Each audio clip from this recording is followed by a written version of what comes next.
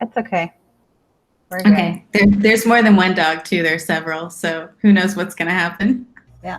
I'll just hold my microphone tight, or I'll mute a lot. Hang on, someone cannot get in. Okay. Trying to help them. Yeah, he's.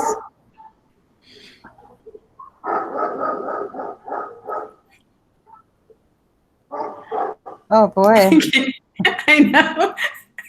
They're good. Now they're really into it.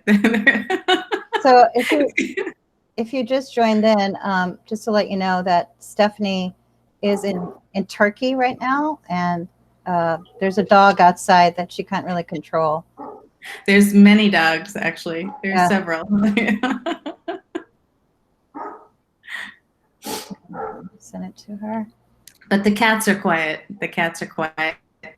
So you know how Istanbul is. This place, I'm in the place called Datça, and there's a lot of cats too, of course. Typical Turkish situation. Yeah. Okay. So I think we should begin. And like I said, I'm recording this just to let everyone know. Please put yourself on mute if you're not speaking. And I want to welcome everyone. I'm Dr. Mehnaz Afridi. I'm the director of the Holocaust, Genocide, and Interfaith Education Center at Manhattan College and associate professor of religious studies. So our next event is November 1st at 2 p.m. We are going to do another event for the Uyghurs with Saleh Hodader. It's an informational session about what's going on in China right now in terms of the persecution of the minority of Muslims that live in Xinjiang. I also wanted to announce that we have our Kristallnacht program like we do annually on November 10th. This year, we're really happy to partner with Queensborough College in Queens and also to partner with West Point, the American Military Academy. And for that, there will be a Jewish choral who will also demonstrate their respect and the commemoration for Kristallnacht. Our speaker is Dr. Peter Hayes, who is retired now. He's a wonderful scholar. He wrote a book called Why, and he's going to ask the question, 1938, A Turning Point. So I really welcome you to join us that night as well. So one of the things I want to just begin with before I introduce Stephenie is why I actually chose this movie and why I wanted to show it at this time and moment in our history. And basically, I asked the question, just like James Baldwin, the writer, did: how does history impact the way we see ourselves and others? American author and civil rights activist James Baldwin often wrote about the way that the past impacted the present. And I quote from him, he says, "For history, as nearly no one seems to know, is not merely something to be read, and it does not refer merely or even principally to the past. On the contrary, the great force of history comes from the fact that we carry it within us, are unconsciously controlled by it in many ways. And history is literally present in all that we do. It could scarcely be otherwise, since it is history that we owe our frames of reference, our identities, our aspirations. But the question is, for me tonight, and for all of you maybe, whose history? Today we are going through many challenging situations. Hang on, did I miss someone? So today we're going through many challenging situations, and these are questions I'm asking myself existentially and also as a scholar of religious studies and history. But the one that, the challenging situation that sticks to me is, how are we going to relate this time and period? Who will write this historical moment? The scholars, the politicians, I ask. What perspective will this history relate? Will it be written by the 220,000 Americans that have died because of COVID? No. The unemployed single mother, George Floyd's daughter, Breonna Taylor's family, a Hollywood producer, the seniors waiting in line for food distribution, the Guatemalan family at our border, the members of the synagogue that have been repeatedly attacked, the young girl who didn't go to the hospital because she had no health care. Who will write this history for us today? And I quote Emanuel Ringelblum, who said, "It must all be recorded with not a single fact omitted. And when the time comes, as it surely will, let the world read and know what the murderers have done."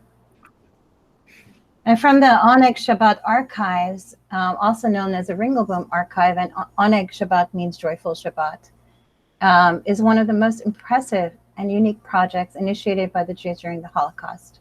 This underground archive was established and run by historian community figure Emanuel Ringelblum with the express purpose of documenting the reality of life under Nazi occupation. He recruited people from all points of political, religious, and ideological spectrum of Jewish society, documented the influence of German occupation on private life and Jewish society in Warsaw and its environ. And just for us, I'm just going to show a little trailer of the movie, and I'm hoping that you've all seen it.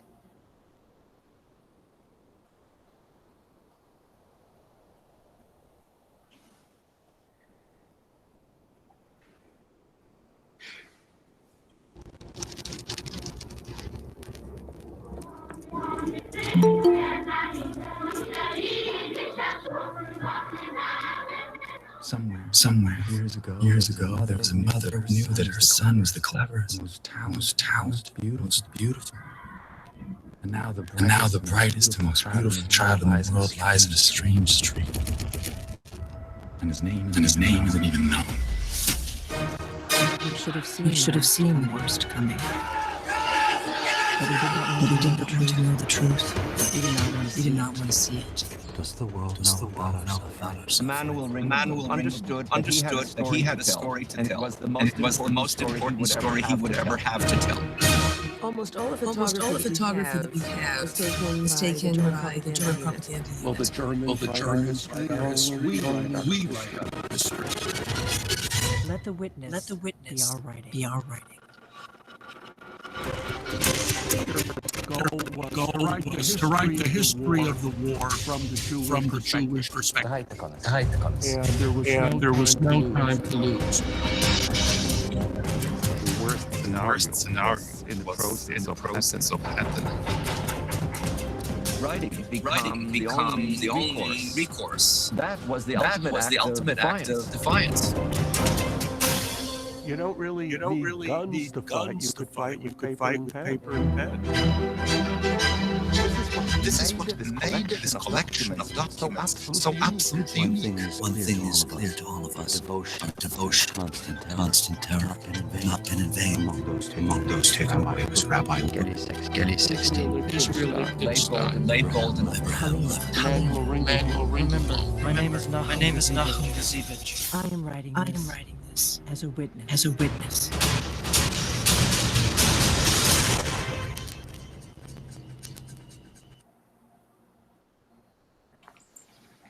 Sorry, I hope it was not echoing. Was it echoing for you guys a little bit? Yeah, it's okay. Sorry about that. I don't know why that was doing it, and I couldn't really stop to do that. Okay, so without further ado, this is going to be an informal conversation with Stephenie and I. Stephenie and I also, I should admit, are very good friends, and we met, of all places, in Bosnia when she put on this wonderful conference on memory and history and memorialization. So she and I have been friends for some years now, and it's really wonderful to host her as my colleague, as a scholar. And the most important thing about her is also her photography. So Stephenie is somebody who is a professor in the English department and research associate for the Salem State University Center for Holocaust and Genocide Studies. She has an MA and PhD in comparative literature at the State University of New York, Binghamton, and she earned her BA in art history from California State University, Long Beach, where I also used to live. And she has also studied the practice of photography in the Los Angeles area, San Francisco, which she uses in many professional and personal projects. Her forthcoming book, The Forensics of Memorialization, is about the forensic imagination and how traumatic material is used to create visual narratives and shape memory, politics, and post-conflict former Yugoslavia. She works all over the world. She does work in the Caucasus, Sochi, Russia, to the Caspian Sea. She's developing a photographic project called Unsent Postcards, and I get to see all of her photography on Instagram. So it's really wonderful to have her and host her. And the reason she's here is that she's quite an expert in about the Ringelblum archive. In the fall of 2019, she was in Warsaw, Poland, as a senior research fellow at the Jewish Historical Institute, organizing an exhibit about the Warsaw Ghetto as part of a larger study about contemporary border politics, evidence, and memory. And hopefully this exhibit will come here at some point, Stephenie. I don't know. I'm hoping to see it. I'm very excited about it. So welcome, Stephenie. Thanks so much. Yeah.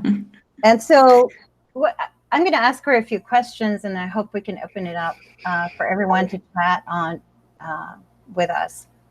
So, Dr. Young, what is your connection to the film, especially the film itself, and how did you get to work at the Ringelblum Archive in Warsaw? I'm fascinated. Okay. Thanks for having me. It's great to see everybody here or meet you, and I hope to get to talk to you at the end of our. So my connection to the film is a direct connection because I've been a senior fellow in Warsaw. So I just kind of wanted to talk about for a second, how did I become a senior fellow at the Jewish Historical Institute? Because first of all, full disclosure, I'm not Jewish. I'm not, and I have to say that because people are always asking me, you know, why are you working on something to do with the Holocaust? Are you Jewish? And I'm like, no, I'm not. In fact, my main topic of research is a Muslim topic. It's Bosnia. But I've worked, kind of stepped in and out of the Holocaust academic discipline for many years as kind of, because it is related to what I do about war studies. So the Holocaust, so the way that I got invited to go to the JHI was really through something that I think is important for students to know. It was through a network. And for many, many years, I have been connected with a lot of people who are working in memory studies in Europe.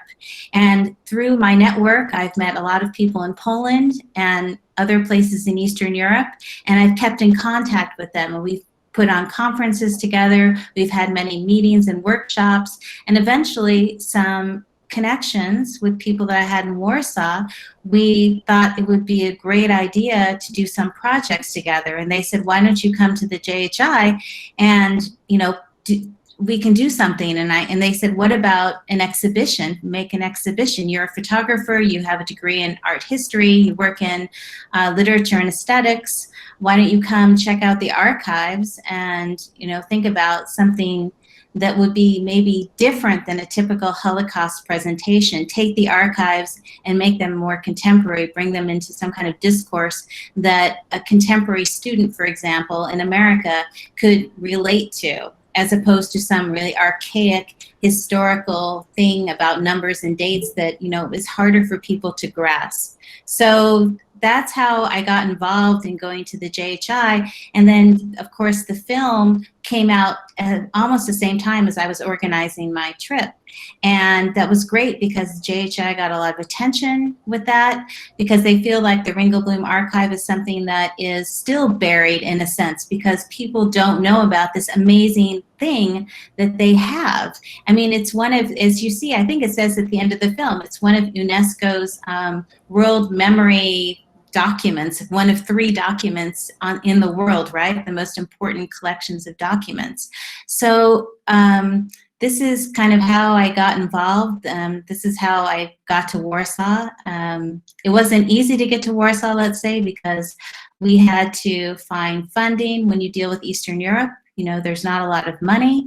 When I work for a state university, it's the same, but everyone came together to kind of take me over to Warsaw last fall for a few months to at least get involved, to see the archive and to get started. So maybe that's a long answer for your question, but that's just how I kind of got there. No, thank you, Stephanie. That's perfect. I mean, you know, and I think research, and I think for the students here, they should really know that we don't just get research money. People don't just throw us money. We have to go and do all kinds of things to get that money. Some of you visited the exhibit on the campus that, you know, I just developed, the archives for Herman and Leah Ziering. Even that was, you know, not funded just by one source, including our college, but it was a very, very long process to do these things. So when you're thinking about doing research, think about like, how are you going to do that in a practical way as well? So Stephenie, I mean, yeah, go ahead. Can I add one thing that I think is important? We have donors as well, and this is about getting money, and I never get to talk to the donors. Like, I'm part of a research center, but they never let me talk to anybody. And by chance, I got to talk to somebody at a dinner, and she said, "What are you guys doing in your center?" And I said, "Well, you know, there's this, and this, and this." She happened to be a photographer, and her family wanted to give money. And she said, and I said, "Oh, I was doing this project on photography in an archive maybe in Warsaw. We're looking." So that's how she decided to fund it. And that's how it happened, you know, just through casual conversation, just by chance. So I just wanted to add that in. No, that's great. And I think students should learn how to network, you know, go out there and put yourself out there and meet people. You never know what's going to happen for you. So Stephenie, I you know, one of the other reasons I really love this movie is the narratives, the diaries, the letters, the voices, the stories, and you sort of, I felt like I was attached. You know, there was an intimacy about the story that was really poignant for me. And I've seen, as you have as well, many documentaries and films, but this was different. And I just thought maybe you could share, perhaps, you know, a diary or you know, an archive that moved you in the historical context of the Holocaust. Right. There was so much. There's more than 60,000 documents in this archive. So when they gave me, by the way, a German research assistant, she's a junior fellow at the JHI. So it was a German and American, non-Jews, you know, on a Holocaust topic, and we just think it's great. And Mona is her name, by the way, Mehnaz. That my research assistant's name is Mona. And she and I found many testimonies we were interested in. We were mainly looking at photographs and art, but one of the witnesses' testimonies that we thought was really interesting was a man named Stanisław Roginski, and his story is that he had left Warsaw in 1939 to live in the kind of the Russian protected area of Poland, and decided to come back to Warsaw in 1941. And when he came back, he had no idea what he was coming into. He had no idea what was happening in the ghetto. And so his diary exposed something that really nothing else in the Ringelblum archive shows us, which is he questions the morality of the people living in the ghetto. And I bring this up because he was just, I mean, he couldn't believe what he saw, this kind of moral degradation, because everyone was in survival mode. And he kind of came into it right in the middle of things in medias res, right? He was kind of catapulted into living in the ghetto, coming back into Warsaw. He was Jewish. They put him there, you know, and that was his life. And he started writing down everything he saw on the streets in maybe a less objective and scientific way than Oneg Shabbat was asked to do. So he was reporting a lot on things like naked corpses were just thrown into the streets. So when people died, no one had any money to get rid of the bodies. So they were just throwing bodies in the streets. And then there was this very terrible business of who was going to pay who to get the body to the cemetery. And you had to have a permission slip to come into the cemetery. We have a document of that as well. And he wrote so much about this idea of the lack of morality, of indigence, of theft, of fraud. And that's not a positive note that people want to hear when they're thinking about the Warsaw Ghetto. They want these positive notes of people helping each other, how great it is, how they're working together, which the film shows. But we thought it was interesting that we found a document that wasn't used in the film. So not to undermine the film, which I think is really strong and powerful, but it's also interesting to know that there were so many different kinds of stories happening, and that his is kind of, it's a very big part of the archive, and it's included in the archive. It was, you know, Ringelblum wanted it, but at the same time, it shows a very different side to the story. So. Right, and I mean, that reminds me of, I think, one of the writers, I think it was Israel, the writer himself, when he bumps into the body on the street, yeah. and it's like, you know, he... Levin, Israel Levin, I think it was, yeah. And he almost trips over the body. I mean, I just had to stop and just be like, oh my God. And then his writing about hunger, right? And the waiting of that hunger. And that also was very poignant, but also something we don't think about. Right now in this country, we are thinking about food insecurity in a major way. And I'm working on projects, you know, to help people sustain themselves. But at the same time, that kind of hunger is just an incredible kind of testimony, right, of what happens to people who are in places like the ghetto.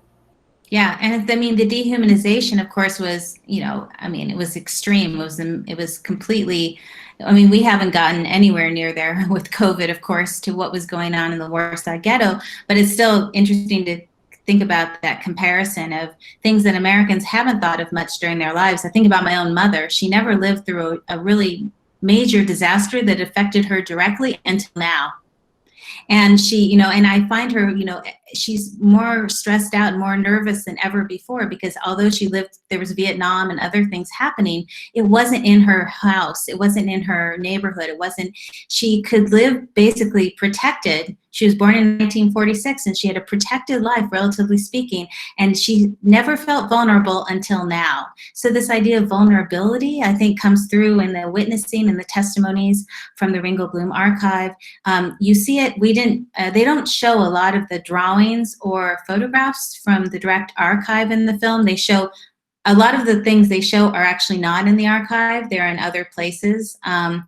You know, other kinds of documents. We know that because Mona and I have looked so much at this archive that when we saw the film again, I said, oh, that's not in the archive. That's not in the archive.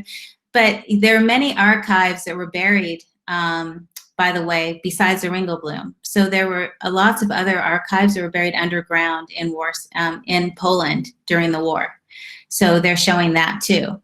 But the dehumanization effect is something to really think about when you read through these materials. So, I mean, one of the questions I had, and I know that they showed in the film that there were non-Jews who went into the ghetto and then to buy, right? To basically, it was like set up pawn shops. You know, you see that in all ghettos. If you look at the history, like in Venice, they had Jews, they allowed Jews to do business with the outside world. But of course, the outside world was always gaining. I mean, can you tell us something about the archives in terms of that, like the kind of exchange that happened? The archives, is on my side, I haven't studied a lot about that particular issue of like Gentiles and Jews. I mean, we studied more, and not to turn your question into something else, but I'm going to, but there's a lot more about propaganda.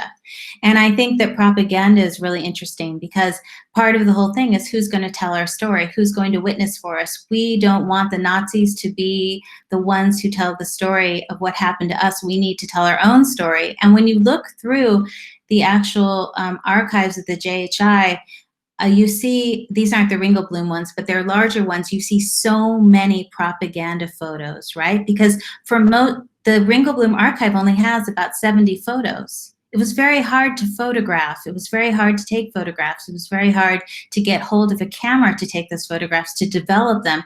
So really the Nazis had the story in image. I mean, they're the ones who they really had the upper hand in making the films. We know all the films they made, the propaganda films, the images. And and Gentiles were involved in that as well. Okay, that kind of business. I know that for sure. Okay, of assisting in the filming, right, and photographing of Jews to make them look like they were dirty and diseased, right, to make them something very scary to the average Polish citizen, right, because the Germans were, I think they say this in the film, right, the Germans were using were saying to the Poles, stay away from the Jews because, you know, they're going to infect you and they're going to make, you know, they're going to hurt you and they're going to kill you. So that's how they were trying to get the Poles and the Jews very separated from each other, right, during the war. So I think that I know that there was a lot of non-Jews who were able just to cross over anytime they wanted and come into the ghetto and conduct any kind of business they wanted. And we know that people were really susceptible to that as well, because many of the people that had come into the Warsaw Ghetto were not from Warsaw, right? They were refugees from outside of Warsaw who were only able to come in a very small amount of things, and then they were on their own and they were just living on the streets, and they were really susceptible to these people who had a lot of power over them. And the Polish people have tried, there's so much politics in Poland right now about what the Polish history of World War II is, what the Polish history of the Holocaust is. And the laws have been put in place in Poland. I know we're recording this, I shouldn't. And laws have been put in place that you cannot say that, you know, Poland did anything wrong during the Holocaust per se. And it was fairly, I mean, I'm not sure where they're at right now with the status of legality of talking about this, but it was somewhat a law, as far as I understood, that you couldn't say anything against the Polish people about World War II. You can't say that they were perpetrators. So that's correct. That's what you cannot say. You cannot say that they were perpetrators and had direct knowledge or created the Holocaust. It's a law that's written very specifically about that. Yeah. Right. Absolutely. So, and if you go to, there's a museum that was just built about the history of World War II in Gdansk. And if you go to that museum and you'll, first of all, they built the museum, they put up the collections, and then they fired the whole staff. And then the government put in its own staff. And then at the end of and they kept the collection as it is, except for at the end, they put in a propaganda video that rewrote basically the history of World War II and communism and made the Polish look like they saved the world, basically. It's an incredible graphic novel kind of cartoon, you know, video at the end, pure propaganda. So these things are going on and it's frightening. So, I mean, I love what you said, because one of the things that we're talking about in my class, actually both my classes on and off, is, you know, the perspective of history and how we tell it, but also, you know, our responsibility of witnessing and testimony, right? Because, you know, we've had a lot of conversations about eugenics and racial theories, because we've, you know, discussed the Holocaust. We talk a lot about racialization of the Jew, racialization of the Arab, because we're doing North Africa. I mean, I think one of the things about this film, which is really poignant, is that the testimonies that were put away or archived by Ringelblum, and his whole stand was that perhaps people will forget this and not take responsibility again. And I think in a very simple way, that sounds very simplistic, but in a sense, it's way more complex today, right? We have a lot of complexity, and it's like what Poland is doing in terms of their history. Hungary is doing the same thing as well in terms of their history. Or I work a lot on anti-Semitism and Muslims, where Muslims say, well, you know, I don't think it was 6 million, it was 2 million. So there's all this relativization of how we look at history and what becomes important. So I mean, you want to say a few things about that? Oh, there's so much to say about that. I mean, I'm teaching a class right now on the Southern Gothic, and we're talking about the transatlantic slavery, you know, transatlantic trade of slaves, and how 60 million were lost. They're reading Beloved right now. And we're just I'm thinking about, you know, the Ringelblum archive, to me, is one of the most powerful statements of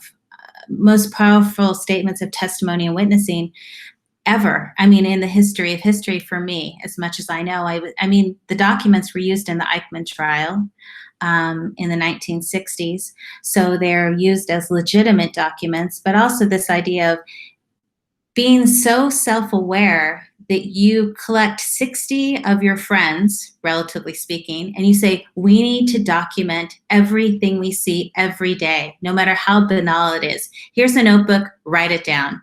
Go around and collect the stories. Just take everything you can. Take matchbooks, collect rip posters off the wall, keep little theater tickets, take every single thing you can and just hold on to it, because we don't know the future, but we don't think it looks very good at this point. I mean, they didn't know much. When he started organizing this group in 1940, they didn't know that all of them would die but 3. And that's what happened. Most of them were obviously sent to Treblinka, and Ringelblum was shot, where, his wife and child, right? They were all shot. So they didn't know for sure what was going to happen, but they had this genius, right, to understand the power of narrative.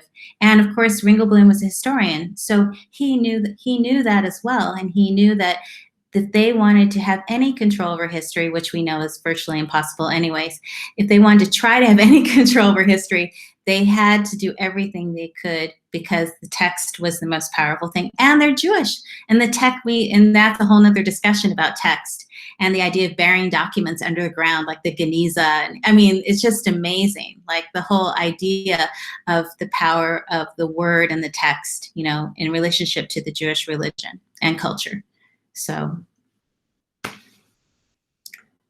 tell us, I know the film talks about discovering the archives. What did you find out when you were working there?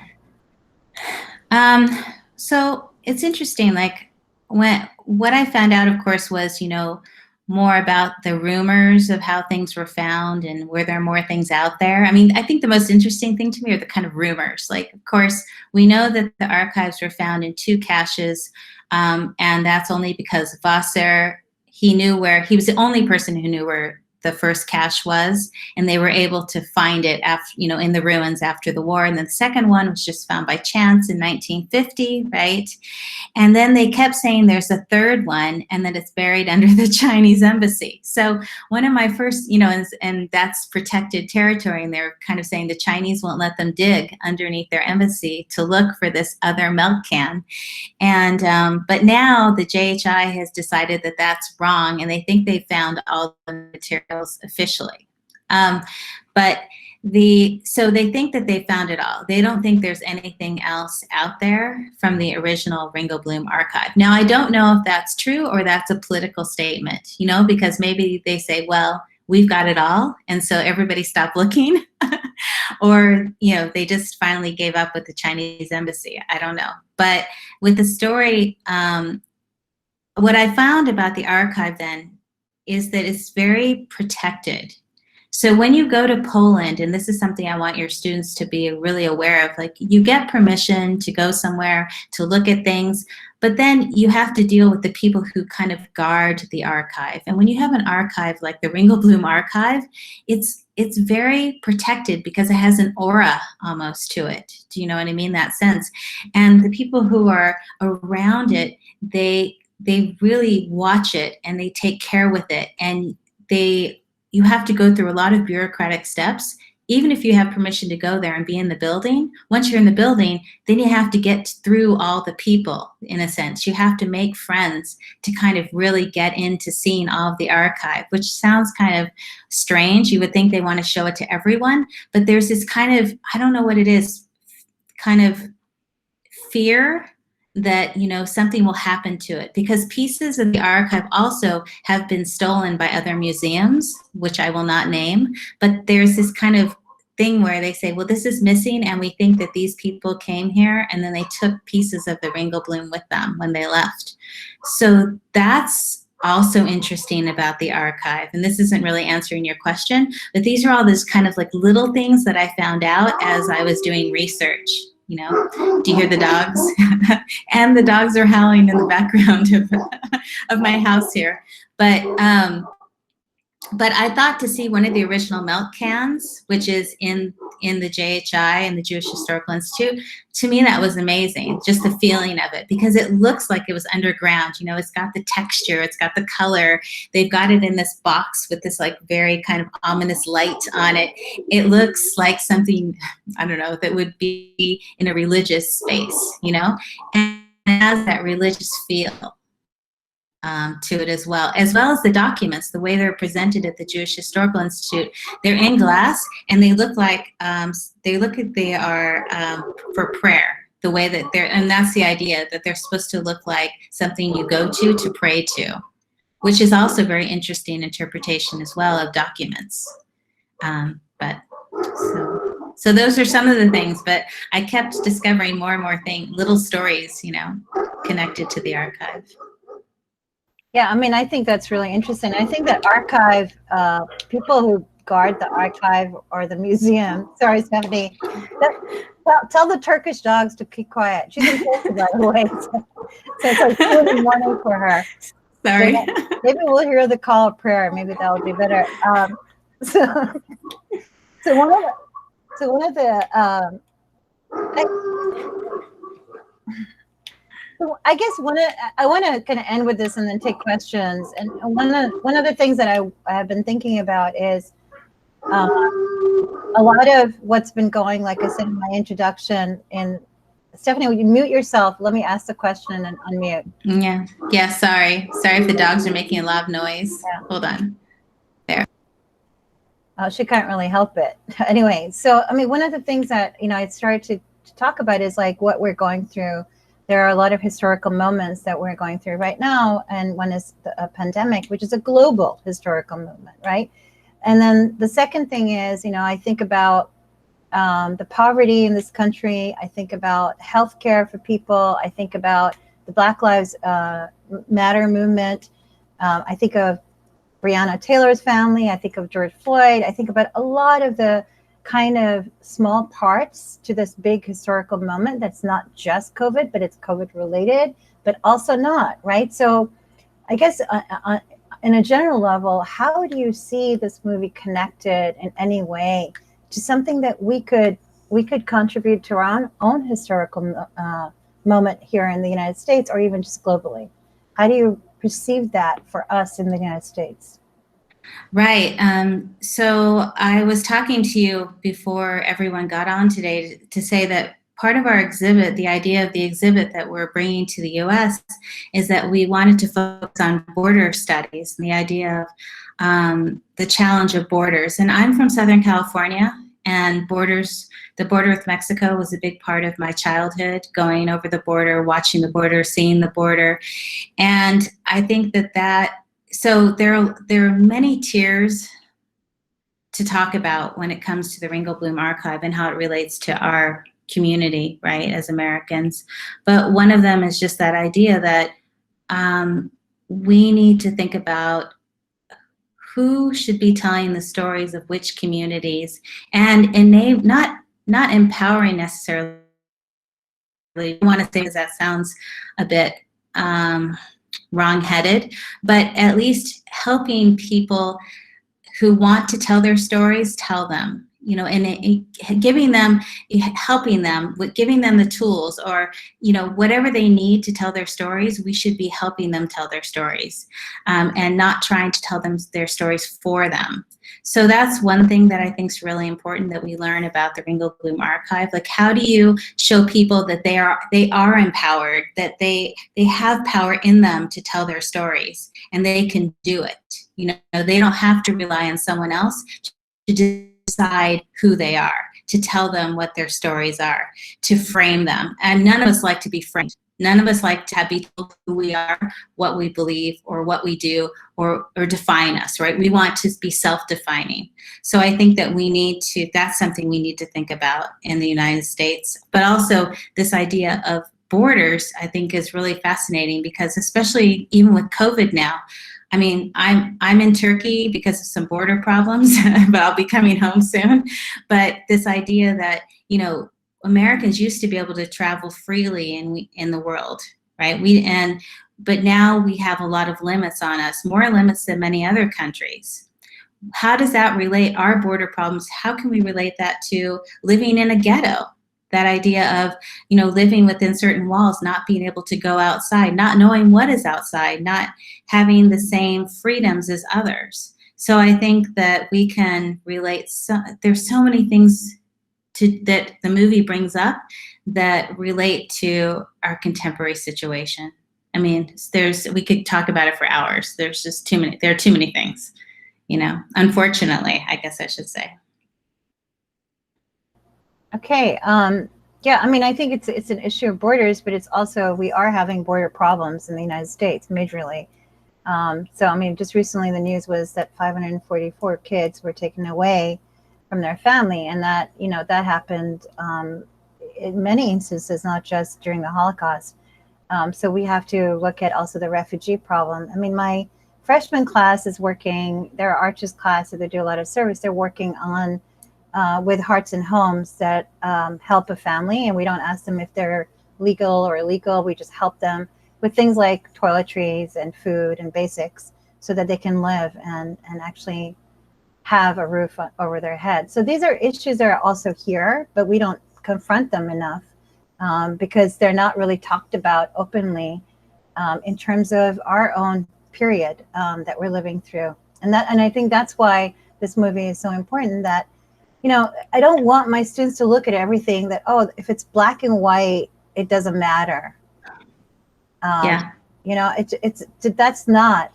That's exactly what Baldwin is saying is a problem with history, right?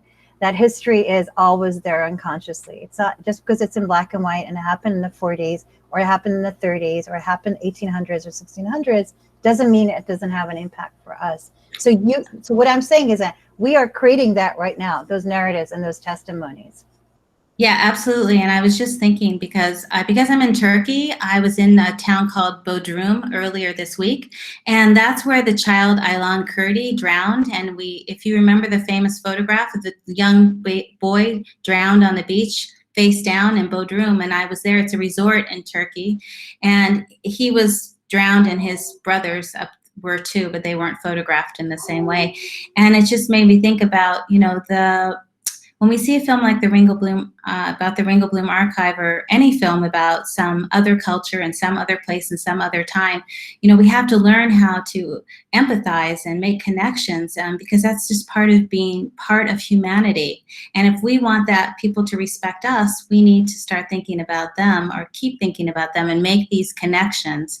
And I think the Ringelblum Archive, those testimonies, they really do directly connect you to these people, where you start feeling something, where you start having an emotional connection with their stories, because everyone can understand hunger, not deep hunger maybe, but everyone can understand to some degree when he talks about his stomach, right? And he says, oh, and his stomach starts speaking for him, in a sense. And I think the stories just make a really great, they make a great connection, and they make a great, I guess they're great for witnessing about a tragic event, no matter what the event is.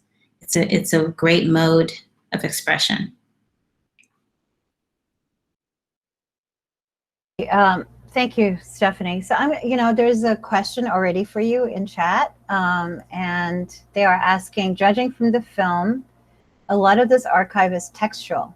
I wonder to what extent does a broad collective witness like the one represented in the archive depends on a tradition that values the text across social class? Okay, so I'm thinking about, who asked that question? Can I talk to that person? Okay, so tell me more about what you're thinking, Alan. Well, one of the unique things about the archive that was mentioned in the film was that these were written testimonies of, not the elite, which is what you find in most textual evidence that goes into the writing of history. But it was the witness of people, well, all social classes, really. But that sort of assumes that all social classes are able to write, which I wonder if that assumes a tradition that places a very high value on the text. not just the word, but I'm thinking specifically the text. Yeah, I mean, I would think that not every culture could produce the Ringelblum archive. I mean, that would, this is a very, very Jewish production in that sense, because you have, even if they have different economic classes within the Jewish community, they're going to be able to read and write. There are going to be standards that are going to be different than in other communities in the world. Because let's say if I went to Latin America, I wouldn't find that in all of the places. I wouldn't find that in the same way, right? So this is very particular to this community, and that the text, of course, we know the sacred idea of the text, and also being educated in music. And they show this in the film, that one of them, he's walking down the street and he just sits there and he listens to the man playing the violin, right? And you can see how he's just absorbing it, and he's thinking, and how important it is to him, how emotionally attached he is to culture as well. So I think that's a great statement. So the extent to which the victors or the oppressors don't get to write the history is the extent to which you access the tools to write history yourself. Yeah, absolutely. And that's the thing. A lot of people don't have access to these tools in the first place. So our job as a community, global community, is how do we find ways to offer these tools, or to help people understand how to obtain these tools for themselves and their communities. But I'm just going to say one of the things that everyone on this call, especially my students, imagine what an amazing tool you have, education, right? That's something that we think has, it's taken for granted. It's not. I come from a country where 64% are still illiterate. So this is a huge luxury for us. But the other thing is that, the tool for agency, like voting, is a big thing. So remember, like the Jews were slowly stripped of all of their rights. And you can look at, if you're interested in looking at women's history in this country, when women could actually have a voice and have a tool where they could be their own agent. And these are really important questions for us to ask when we think about the future of our country, but also the future of our education, right? And go ahead, Stephenie. Yeah, I was just thinking about, since I'm a literature professor, my students who are very much working class, they all have full-time jobs and they try to go to school. It's very hard for them. And you see the struggles. I was the same way. I'm first generation college student. No one in my family has a PhD, only me. So I say to them, what a privilege we have that we can just sit around and talk about books.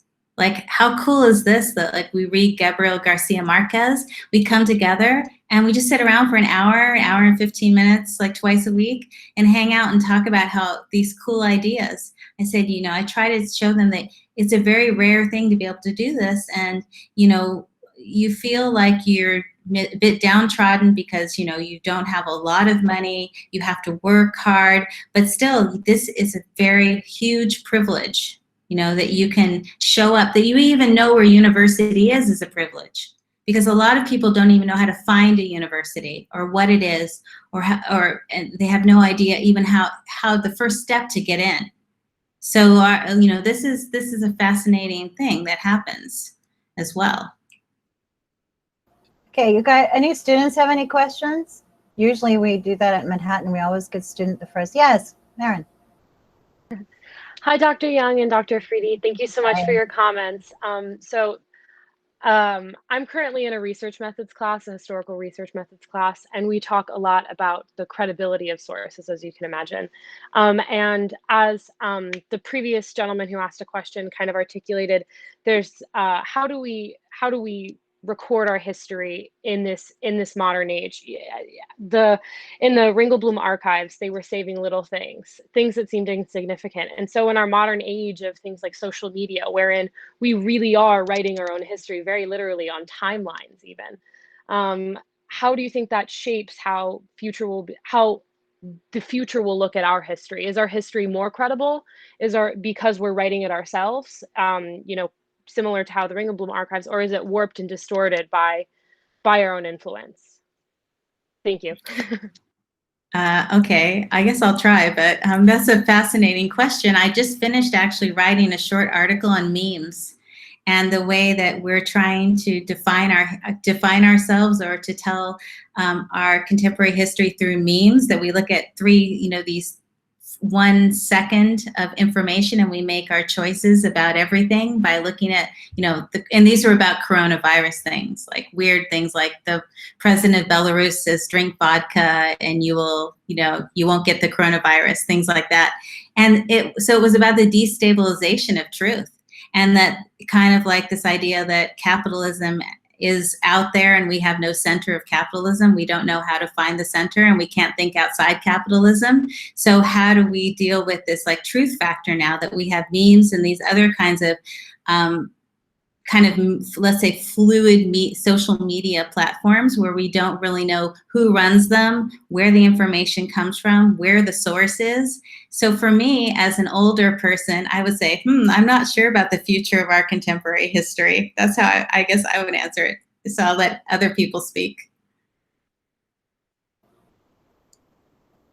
Alan, you wanted to say something? Yeah, it just makes me think, well, when it comes to historical data, there's a difference between writing something on a matchbox with the expectation that no one will be reading this who's alive now, right? And maybe no one ever, but you hope someone, but not anyone alive now. And writing something that the instant you write it becomes a performance, which is what social media is really all about, right? So social media by itself really cannot be, the history of this period. There has to be some kind of triangulation going on besides, methodologically, in terms of, recording that. And so the imperative to write it's still there, to write in a different way, not to write for an immediate audience that reads it today, but to write for when you're dead.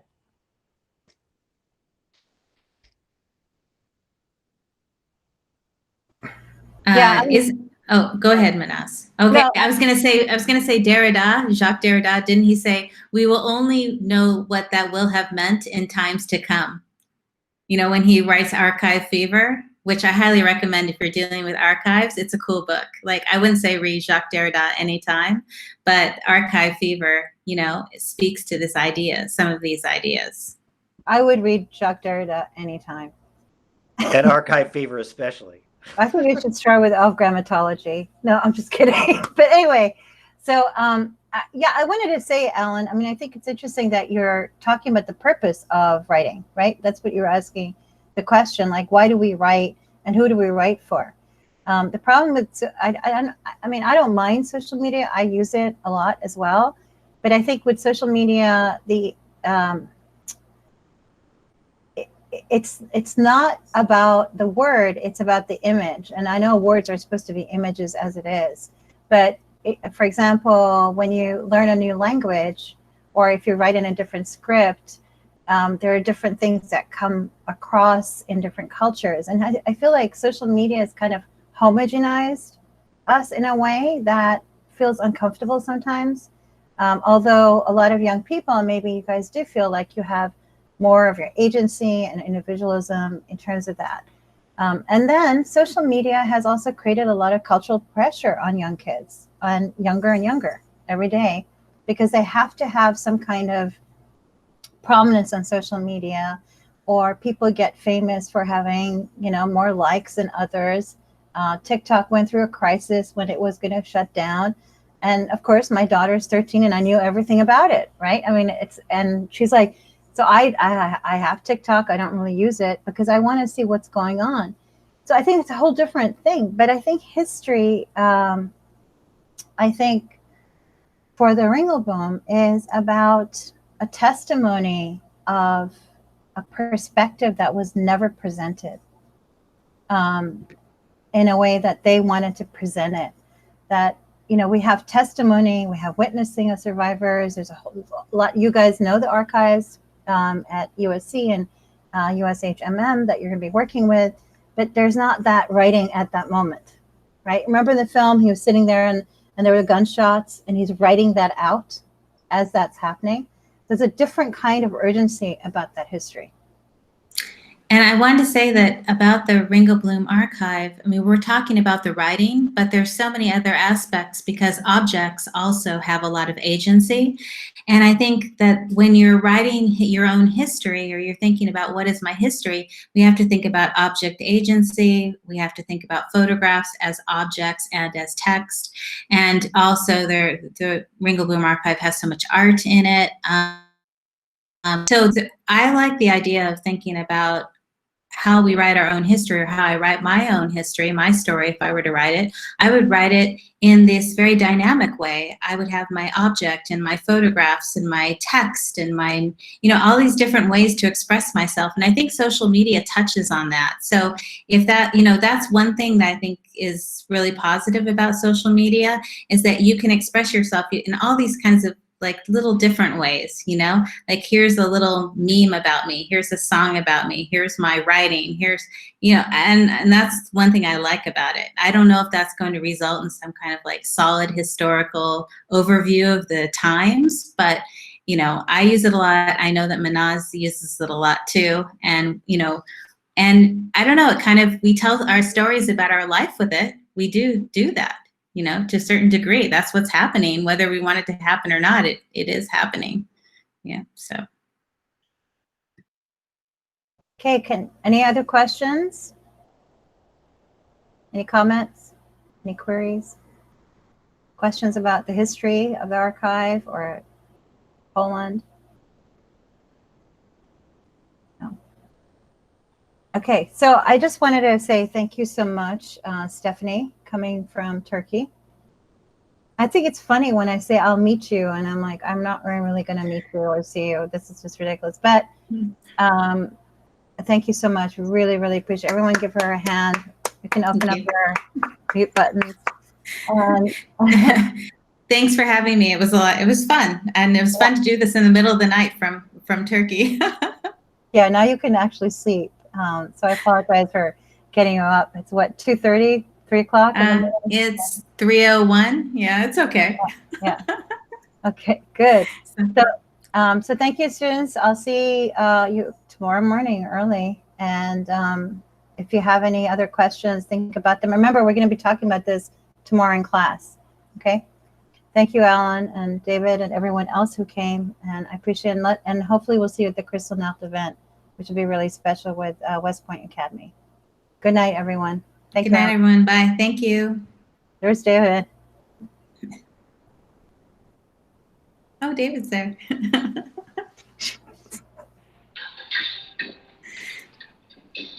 Hey, Stephenie, how are you? Fine. I'm okay. I'm awake. Yeah. How are you doing? Oh, pretty good, thanks. Yeah. So I guess we won't be in Venice this year. No one's going to be in Venice. It's not happening. Mehnaz is still recording, I realize. Mehnaz is still recording us. Wait, hold on. I have to stop it. Okay, stop. Stop.